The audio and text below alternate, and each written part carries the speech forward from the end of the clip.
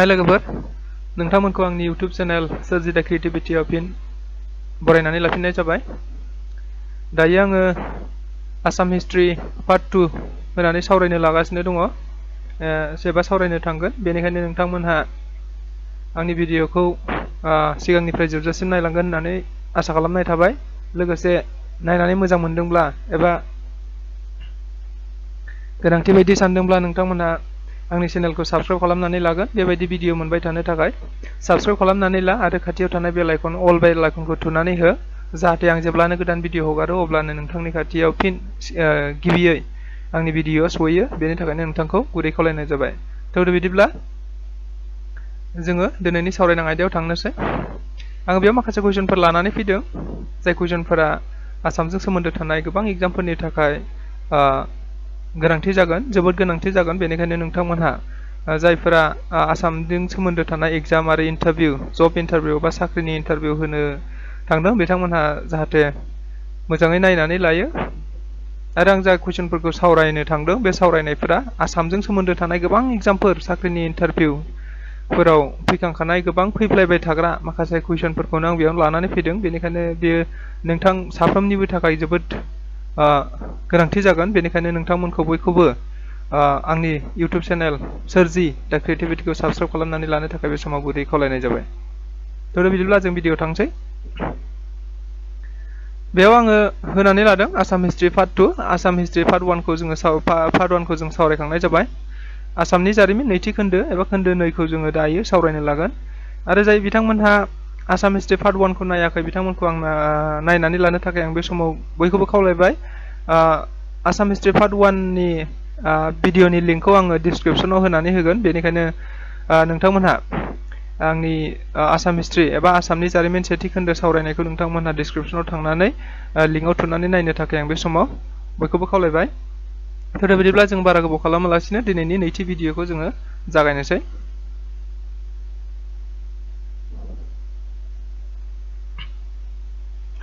जों दाखालि 12टा कुइसन सावरायदोंमोन, बेनिखायनो आङो बेयाव नैथि भिडिअ हिसाबै खेबसेनो 13 नाम्बार होदों।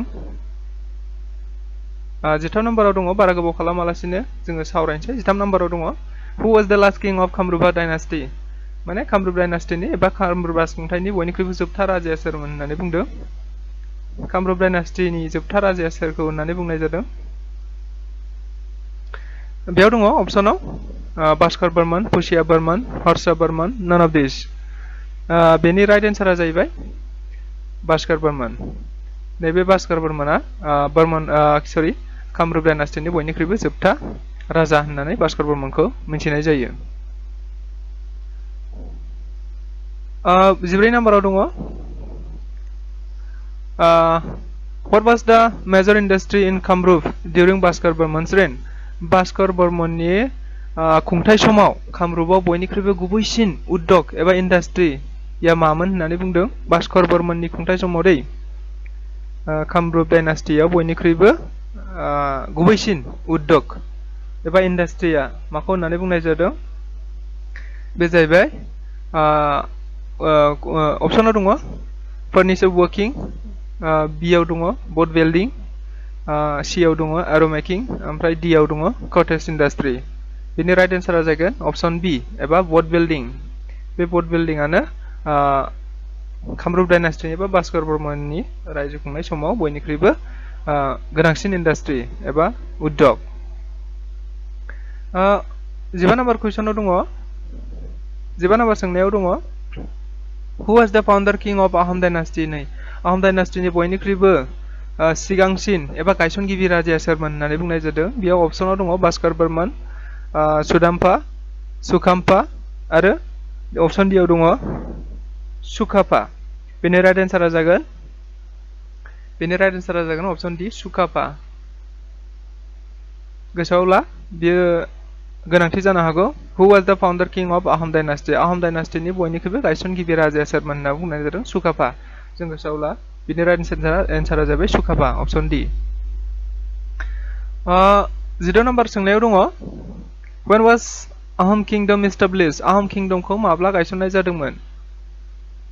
सुकाफाया दि गायसनबाय आहम किंडमखौ, दाना बे बिथाङा मा समाव गायसननाय जादोंमोन एबा गाहायनि बबे मोनसे समखोन्दोआव बबे मोनसे इयाराव बिथाङा गायसननाय जादोंमोन बिनि राइट एन्सारा जाहैबाय अप्शन ए 1228 मायथाइयाव सुकाफाया मा होनो आहम किंडमखौ गायसननाय जादोंमोन अपशना बायदिसिना होलाबायनो हागौ अपशनखौ आं गोसोबायदि होदों नाथाय राइट एन्सारा जाहैबाय 1228 बे राइट एन्सारा थिगैनो थाबानो जाबाय अपशन ए आ जाहैबाय राइट एन्सार बिनि नेक्स्टआव दङ 19 नाम्बार सोंथियाव दङ सुकाफा वाज केम फ्रम नै जाना सुकाफाया बबेनिफ्राय फैदोंमोन थारमाने सुकाफाया बबेनिफ्राय फैदोंमोन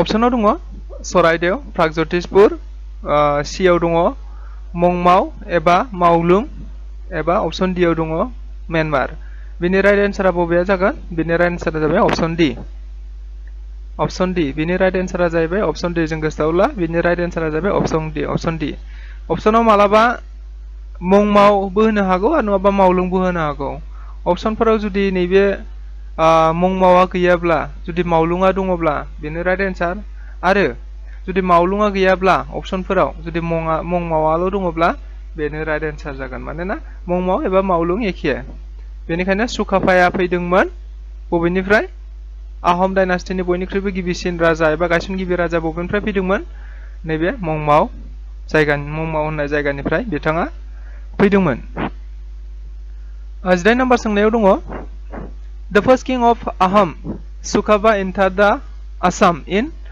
माने आहमनि गिबि राजा आहम डाइनास्टिनि बयनिख्रुइबो गिबि राजा सुकाफाया आसामाव हाबदोंमोन बेसेबां मायथाइयाव हाबदोंमोन आसामाव सुकाफाया बेसेबां मायथाइयाव हाबफैदोंमोन आसामाव दहाय फैनायखौथ' जों मिथिबाय जेनेबा मंमावनिफ्राय एबा मावलुंनिफ्राय बिथाङा फैदों नाथाय बेसेबां मायथाइयाव बिथाङा फैदोंमोन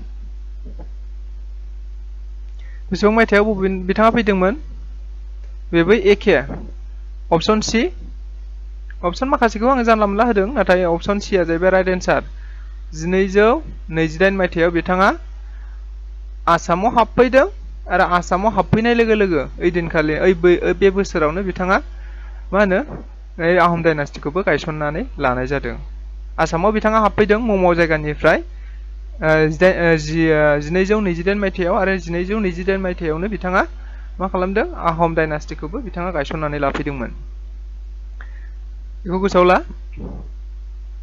दानिया दङ 19 नाम्बार सोंनाय 19 नाम्बाराव दङ द फार्स्ट केपिटेल अफ आहम डाइनास्टि वाज बे आहम डाइनास्टिजों सोमोन्दो थानाय गासिबो कुइसन गोजा द फार्स्ट केपिटेल अफ आहम डाइनास्टि वाज आहम डाइनास्टिनि बयनिख्रुइबो गिबिसिन राजथावनिया बबेमोन बेयाव माइबं दङ डिमापुर दङ जरहाट दङ सराइदेव दं बिनि राइट एन्सारा जागोन बयनिख्रुइबो गिबि होनदों दै गिबि आलदा जानो हागौ आरो जोबथा होननाय आलदा जानो हागौ नाथाय गिबिया जाहैबाय आहम डाइनास्टिनि बयनिख्रुइबो गिबि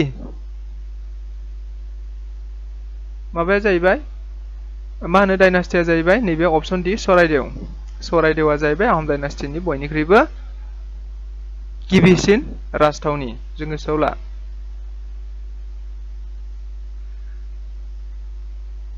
20 नाम्बाराव दङ हु इन्ट्रडिउस द रिटेन अफ बुरन्जी इन आसाम आसामाव बुरन्जी एबा जारिमिन लिरनायखौ सोर बिथाङा गायसननानै होग्रोदोंमोन एबा जागायदोंमोन आसामाव जारिमिन लिरनायखौ सोर गायसननानै होग्रोनाय जादोंमोन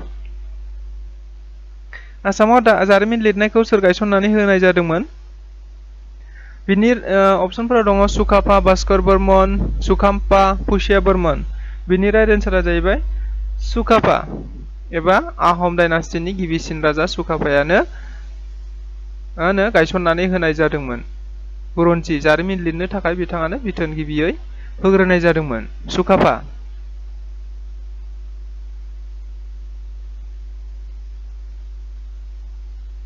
दानिया दङ 21 नाम्बार सोंनाय एबा बे भिडिअनि आङो बेखौनो जोबथा कुइसन हिसाबै लाबोनाय जादों जोङो बेबायदिनो एफा एफा थांगोन आरो एफा एफा थाङोब्लानो हयथ' जोङो मोनफ्रोमखौबो गोसोआव लालांनो एबा मोजाङै नायलांनो जों हानाय जागोन बेनिखायनो जोङो एफा एफा थांगोन दायो बेखौनो आं जोबथा सोंथि हिसाबै लाबोनाय जादों जोबथा सोंथि हिसाबै एबा 21 सोंथि हिसाबै दङ हु वाज द फाउन्डार अफ पाला डाइनास्टि पाला डाइनास्टिनि बयनिख्रुइबो गिबिसिन गायसनगिरि होननानै सोरखौ बुंनाय जादों पाला डाइनास्टिनि गिबिसिन गायसनगिरि होननानै सोरखौ बुंनाय जादों बेयाव पाला डाइनास्टि होननानै बुङोब्ला जोङो मोननै होननानै लानो हायो मोनसे कामरुप मोनसे आसामनि आरो मोनसेया अल इन्डियानि होननानै बुङोब्ला जोङो आलदा आलदा जायो नैबेयाव गुबैयै आङो आसामनिखौल' सावरायनो थांगोन आसामनि माने आसाम बेयाव अपसन दङ ब्रह्मपाल गपाला सामपाल आरो मोनसेया नान अफ दिस बेयाव आसामनि हिसाबै एबा कामरुपनि हिसाबै कामरुपआव मा होनो पाला डाइनास्टिखौ सोर गायसनग्रोदोंमोन होननानै बुङोब्ला अपसन ए कामरुपआव पाला डाइनास्टिखौ सोर गायसनदोंमोन होननानै बुङोब्ला अपसन ए ब्रह्मपाल एबा ब्रह्मपालाया आसामाव गिबियै गायसनग्रोदोंमोन अल इन्डियानि बाथ्रा बुंनो थाङोब्ला अल इन्डियानि पाला डाइनास्टि होननानै बुंनो थाङोब्ला नैबे अपसन बिया जाहैबाय अल इन्डियानि पाला डाइनास्टिखौ